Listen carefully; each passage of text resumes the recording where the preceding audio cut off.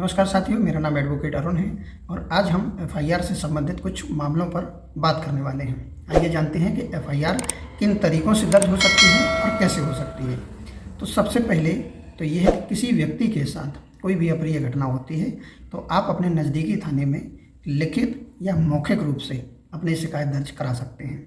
जब आप शिकायत दर्ज कराएंगे तो पुलिस उस मामले को देखेगी कि पुलिस वो मामला तय करेगी कि ये गंभीर अपराध की श्रेणी में है या कम गंभीर अपराध की श्रेणी में है। यदि गंभीर अपराध की श्रेणी में है तो उन मामलों में एफआईआर दर्ज करी जाती है और यदि वो मामला कम गंभीर किस्म का है तो उसमें एनसीआर दर्ज होती है।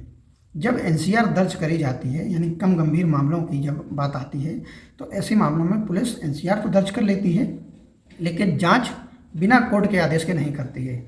यानी कि अगर इन एनसीआर के मामलों में आपको जांच करानी है तो पहले कोर्ट से आदेश संबंधित थाने को कराना होगा, तभी कोर्ट के आदेश पर ही पुलिस जांच करेगी।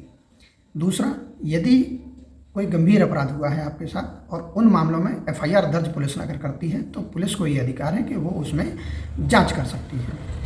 अब इसका दूसरा पहलू हम देखते हैं। यदि किन्हीं परिस्थितियों में पुलिस अधिकारी आपकी एफआईआर दर्ज नहीं कर रही है, लापरवाही बरत रहे हैं, तो उस परिस्थिति में आप निराश होने की आवश्यकता नहीं है। आप जिले के पुलिस अधीक्षक यानी एसपी से मिलकर पूरे घटनाक्रम की जानकारी लिखित रूप में उन्हें दे सकते हैं। साथ ही उस लिखित शिकायत में आप ये भी दर्शाएंगे कि उक्त घटना की सूचना हमने संबंधित थाने में दी थी लेकिन अभी तक कोई कार्रवाई नहीं की गई है।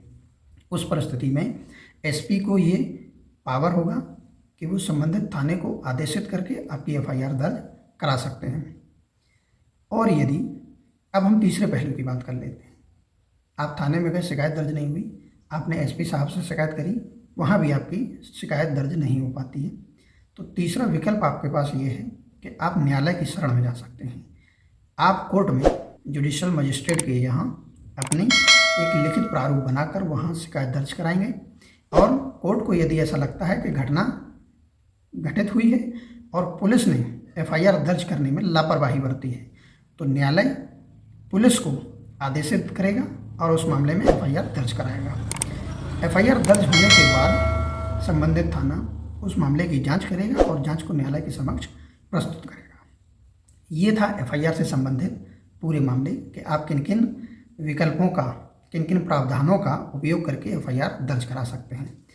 मेरे द्वारा बताई गई ये जानकारी आपको कैसी लगी कमेंट करके मुझे ज़रूर बताइएगा और यदि चैनल पर आप नए आए हैं तो मेरे इस चैनल को सब्सक्राइब जरूर करिएगा ताकि मुझे भी मोटिवेशन मिले और मैं ऐसे ही कानून के संबंधित कुछ वीडियोज़ आपके लिए लाता रहूँ। बहुत बहुत धन्यवाद। जय हिंद।